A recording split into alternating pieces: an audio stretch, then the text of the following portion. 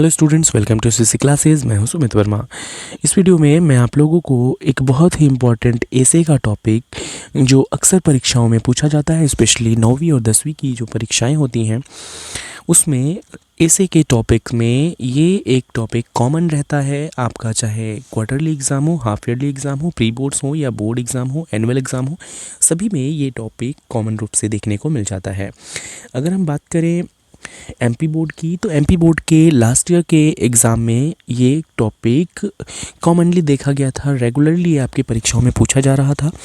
तो उम्मीद है इस बार भी ये इस टॉपिक पर ऐसे लिखने के लिए आए। ये 5 नंबर का क्वेश्चन होता है, अगर आप इसे याद कर लेते हैं तो आपके 5 नंबर पक्के हो जाते हैं। लेकिन हिंदी मीडियम के स्टूडेंट्स को अक्सर ऐसे याद करने में दिक्कत होती है, उन्हें समझने में दिक्कत होती है, क्योंकि इंग्लिश उनकी बहुत अच्छी नहीं होती।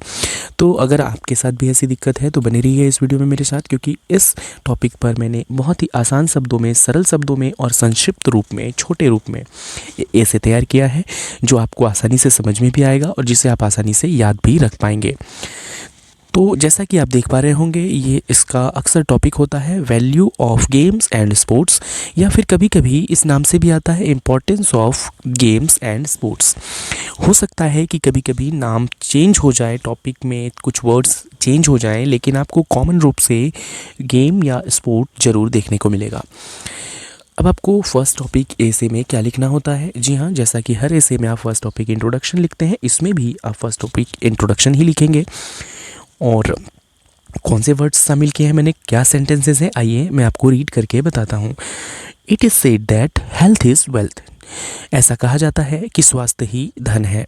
Games and sports play a very important role in the life of young boys and girls. खेल युवा लड़के और लड़कियों के जीवन में महत्वपूर्ण होते हैं। Games and sports help in the development of body, mind and personality. खेल हमारे शरीर, दिमाग और व्यक्तित्व के विकास में सहायक होते हैं। They make life charming and useful.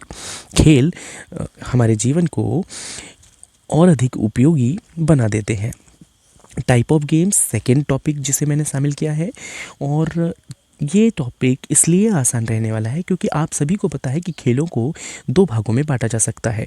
वो 2 भाग कौन से हैं? एक वो खेल जो घर के अंदर खेले जाते हैं और एक वो जो बाहर ग्राउंड पर खेला जाता है, जिसे हम इंडोर और आउटडोर गेम्स के नाम से जानते हैं। तो बस इसी पर मैंने बेस रखा है सेकेंड टॉपिक को। तो सेकेंड टॉपिक, सेकेंड में हमने क्या लिखा है? Type of games. Games can be divided into 2 categories. खेलों को 2 भागों में बांटा जा सकता है, outdoor games and indoor games. Outdoor games are played in open space on the playground. मतलब कि खेल 2 भागों में बांटे जा सकते हैं, आउटडोर गेम्स और इंडोर गेम्स। आउटडोर गेम्स वो खेल होते हैं जो खुले स्थानों पर, प्लेग्राउंड पर खेले जाते हैं, जैसे कि फुटबॉल, क्रिकेट, हॉकी, टेनिस इत्यादि खेल आउटडोर गेम्स कहे जाते हैं। We play indoor games with indoors, और हम इंडोर गेम्स घरों के अंदर खेलते हैं, जैसे कि चेस, लूडो, कैरम, बैडमिंटन इत्यादि। तो ये आप आसानी से याद कर पाओगे क्योंकि इन खेलों के नाम तो ऑलरेडी आपको याद है, बचपन से लिख रहे होंगे, आपको इसके स्पेलिंग भी याद हो चुके होंगे। और इसमें बमुश्किल शायद कुछ ऐसे शब्द होंगे जिनके मीनिंग आपको पहले से ना पता हो, नहीं तो आपको, अगर आप हिंदी मीडियम के भी हैं तो इसमें इतने आसान वर्ड्स हैं कि वो आपको पहले से याद है। उसके बाद चलते हैं थर्ड बिंदु पर। थर्ड टॉपिक क्या है? थर्ड टॉपिक जो थर्ड वाला हमने शामिल किया है वो है advantages of games and sports. Advantage का मतलब क्या होता है? एडवांटेज मतलब होता है लाभ या उपयोगिता। तो हम इसमें खेलों के लाभ बताने वाले हैं। लगभग आपको हिंदी में अगर आप सोचेंगे खेलों के लाभ, तो जो लाइनें आपके दिमाग में आएंगी, मैंने उन्हीं लाइनों को इसमें शामिल किया है। तो आसान से लाइनें हैं, आसान वर्ड्स हैं। आइए हम लोग शुरू करते हैं।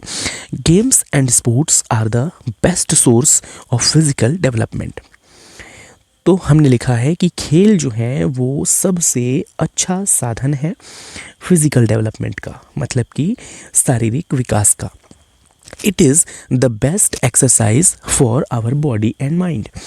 खेल हमारे लिए सबसे अच्छा व्यायाम होता है जिससे हमारा बॉडी और माइंड फिट रहता है।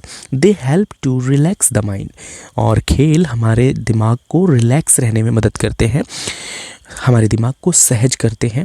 Games and sports make us healthy and happy. खेल हमें न सिर्फ स्वस्थ बनाते हैं बल्कि प्रसन्न भी बनाते हैं। तो स्वस्थ और प्रसन्न बनाए रखने में मदद करते हैं खेल। Sports teachers many good qualities मतलब क्या, अच्छे गुण। तो खेल हमें कुछ अच्छे गुण भी सिखाता है, जैसे कि डिसिप्लिन मतलब अनुशासन, म्यूचुअल कोऑपरेशन मतलब कि आपसी तालमेल, यूनिटी मतलब एकता, स्पोर्ट्समैनशिप मतलब खेल भावना। इसके साथ आप चाहें तो टीम स्पिरिट एक और वर्ड यहाँ पर जोड़ सकते हैं। तो ये वो गुण हैं जो हमें खेल सिखाते हैं। अगला सेंटेंस है games and sports have become a profession also. तो आजकल स्पेशली ये भी एक लाभ है खेलों का कि हम इसे एज अ प्रोफेशन चुन सकते हैं। मतलब जिस तरह से लोग डॉक्टर, इंजीनियर या वकील बनने की सोचते हैं, वैसे हम एक क्रिकेटर या हॉकी प्लेयर या दूसरे स्पोर्ट्स पर्सन के रूप में खुद को देख सकते हैं। इसे हम एक प्रोफेशन के रूप में चुन सकते हैं। उसके बाद लास्ट जो टॉपिक रहता है, जैसा कि अक्सर हर निबंध में हम लोग लास्ट टॉपिक कंक्लूजन लिखते हैं, तो इसमें भी मैंने कंक्लूजन ही शामिल किया है और उसमें ज़्यादा वर्ड्स नहीं है, आसानी से याद हो जाएगा आपको। Games and sports are very important for all round development of youth. मतलब खेल जो हैं वो हमारे सर्वांगीण विकास के लिए, युवाओं के सर्वांगीण विकास के लिए बहुत ज़रूरी होते हैं। और ये लाइन पहले भी हम अलग अलग रूपों में ऊपर लिख चुके हैं, तो ये लाइन आपको याद करने में दिक्कत होगी नहीं। Our students must realize the importance of games and sports and should take part in them. इसमें हमने लिखा है कि हमारे जो छात्र हैं उन्हें ये महसूस करने की ज़रूरत है कि खेल हमारे लिए कितने महत्वपूर्ण हैं और साथ ही उनको इन खेलों में भाग भी लेना चाहिए। तो इस तरह से हमने लगभग आपको इसमें वर्ड्स अगर आप देखें तो अनुमानित रूप से मैं आपको कह रहा हूँ कि 150 से 180 मतलब 150 से 180 शब्द आपको इस निबंध में मिल जाएगा। और आपको एमपी बोर्ड की मैं बात कर रहा हूँ, वहाँ 150 शब्द लिखने होते हैं और आपको 5 नंबर मिल जाते हैं। आसान से वर्ड्स हैं, आसानी से आप इसे याद कर पाओगे। चाहे तो मैंने जो रीड किया है उसे आप सुनकर याद कीजिए या फिर आप इसके स्क्रीनशॉट लेकर उसे कॉपी में नोट करें और फिर उसे याद करिए, या फिर मैं आपको बता रहा हूँ कि मैं इस वीडियो के डिस्क्रिप्शन बॉक्स में आप इसका पीडीएफ अवेलेबल करा दूंगा। आप वो डाउनलोड करके उस पीडीएफ से रीड कर सकते हैं, नोट्स बना सकते हैं। अगर आपको ये वीडियो अच्छी लगी तो वीडियो को लाइक कीजिएगा, शेयर कीजिएगा और भी अपने साथियों के साथ बने रहिएगा। मेरे इस चैनल के साथ सब्सक्राइब कर लीजिए चैनल को, क्योंकि आगे भी आपके काम के ऐसे वीडियोस लाता रहूँगा। मिलते हैं नेक्स्ट वीडियो में।